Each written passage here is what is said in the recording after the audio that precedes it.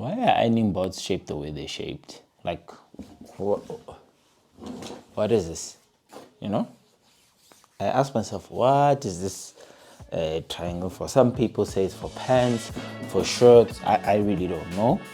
But generally, affordable ironing boards are smaller than they really need to be. And the larger ones are more expensive than they ought really need to be. This one in particular, I've had for quite a number of years, but I decided it's time for a refresh. But first things first, as the cool kids say, oh yeah.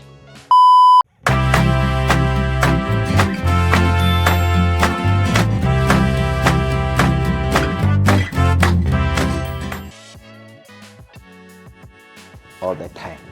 With that being said, see, favorite pair of shoes. I think I start off by taking measurements from this. This is, the old one is about 120 and at its widest point about 34. And the new one that I'm about to utilize is about 136 to 38. And because this is going to be a rectangle, this will serve when you do stuff like sheets and bigger items of clothing. You know, this will serve to sort of cover that, you know. And like you find that as you grow older, generally the pieces of clothing get larger and wider.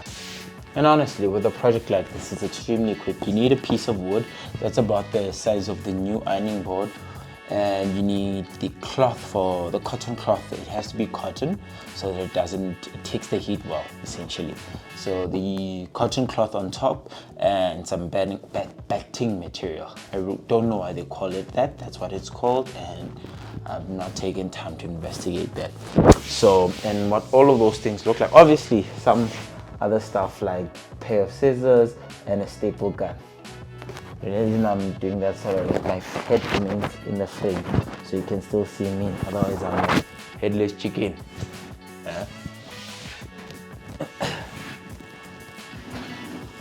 And what these things simply look like is this stuff.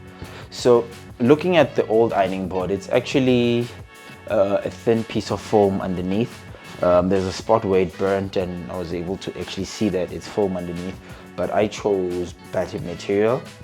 I don't know how this will perform as opposed to the foam, but I gather this will pretty much, you know, serve the same purpose. And as for the new look for the ironing board, it will pretty much look like this. So this in essence is what the new ironing board will look like, you know. I'm still trying to figure out if I want to make it go horizontally and or vertically in terms of the stripes. I'm yet to decide on that, but I actually need to decide. Let's see. Let's make a quick vote, you know. Maybe in the comment section you can tell me if you think the horizontal layout would have worked better, or the here. Will this thing fit this way? Well, oh yes, it will fit. I thought science was about to make oh, okay. I'm Begla vibes. Let's see. I think I'll settle for this layout. I don't know, it's a lot more calming to me than this way. I'm gonna slightly cut it a bit larger than it needs to be that way, and then cut it along a color there. Sturdy hands.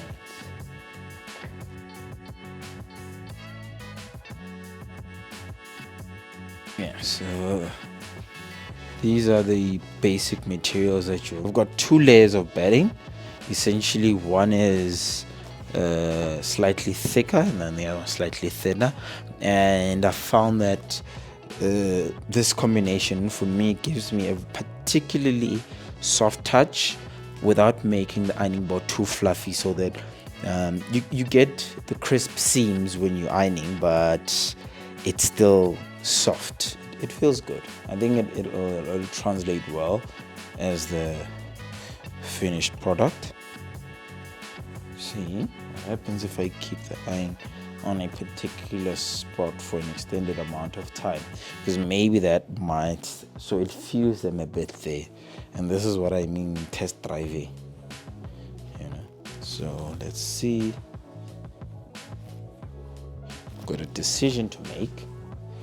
This softer one, although it's soft to the touch, doesn't take heat very well. I think I'll use 2 layers of the thicker one. Just show this to you. How is it? See right there, I put the iron for just a little bit too long, so it already transfer heat, and I don't think this will.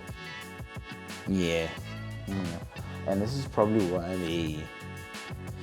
I don't think this will do well in the long run. I'm gonna try it with 2 layers of the thick one and see.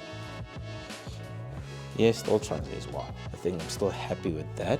Imagine finding that out after being done, that oh no, it's not taking heat too well. So how I really want it to come out is that the corner gets that gray line there. So all I need to do is follow that, make sure that this gray line pressure wise is at the same place all the way that way. Then the one side, the 90-degree side, is covered. Then I can just do it on the other side. So for the wood, essentially particle board melamine covered in white, so that it just continues the aesthetic on one side.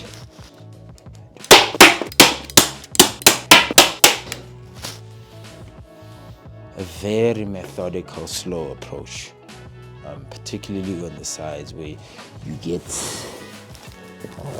to establish that line there.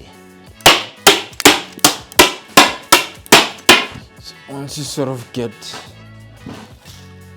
one edge comfortably down, then you sort of just flip it over and sort of feel the tension you want, and start it on the same side as well. Mr. Miyagi it. Feel it. Feel it. Feel it. No hard edges, nice and soft to the touch. Feels like it'll be a great ironing board. So this gray edge needs to be on the underside edge. And that's essentially how I'm gonna get the feel of it, to say I'm doing okay in that regard. Say, just flip it around.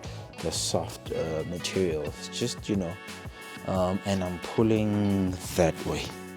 So make sure that I don't get any unnecessary creases. Need to pull it this way as well. So I'm working my right to left. So as I'm pulling, just as this white line touches that, when I feel for it, when I get it, that's where I staple. Reload.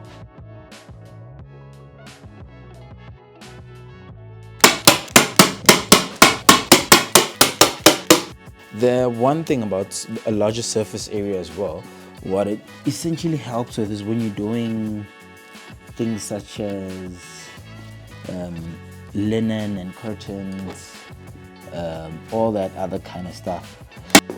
It basically helps you get more done with slightly less movement, you know.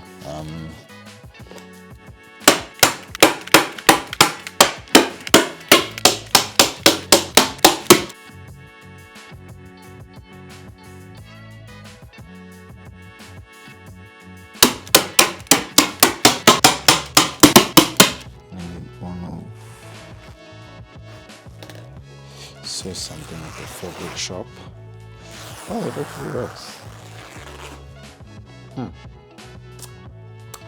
Would you look at that? So here.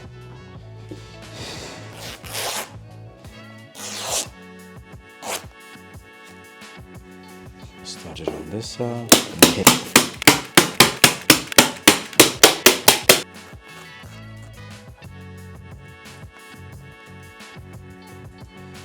And you're probably wondering why I'm cutting it like this on this side. It's because this is the side that gets that part of the ironing board that no one ever uses, really. This part. This is where that will go, and that's why that side is different. But I mean, when was the last time you used this to put your iron on? I really honestly can't tell the last time I remember seeing anyone use it. This part is done. I'll keep it right here. In the meantime, now I need to deal with this.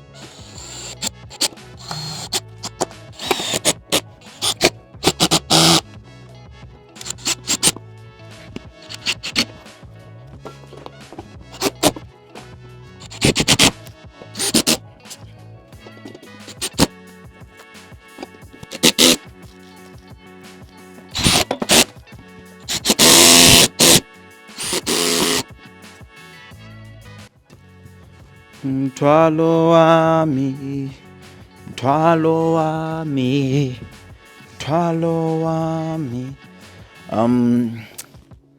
So yeah, this project was, let me sit properly here. So yeah, this project was quick fast, man. I think one thing to note is that it's been on my mind for quite some time. But like I said, this project, quick fast, very, very easy. 2-3 hours tops if you really don't have any DIY skills. Turn this or replace this with this, and whoever's responsible for ironing in your household will be eternally grateful. This has more surface area, it's longer, it's wider, particularly for those large items like bedding and sheets and linen. Bedding sheets is linen. Anyway, like I said, but particularly for those larger items, this will come in rather handy. I don't know where this will end up, but it served me well for a good number of years, so we'll see. Try it. You know what, try it. See if, even if you're not throwing away your old one, even if you are keeping your old one, maybe just give it a new, put Batman logo or something. Find a good cotton material, put it on with bedding. Very careful, the thicker stuff works, the thinner stuff doesn't take heat too well. So yeah, I like this, and this will work just fine. This will work just fine, And yeah, if you have anything to say, questions and or comments, criticisms, advice, how could have done this better, say something in the comment section. If you want to see another project like this, no, not like this actually, but if you want to see another DIY project, look here. And if you want to see another unboxing, click there. And yeah, let's get ironing. Well, not me, but someone's gonna iron there.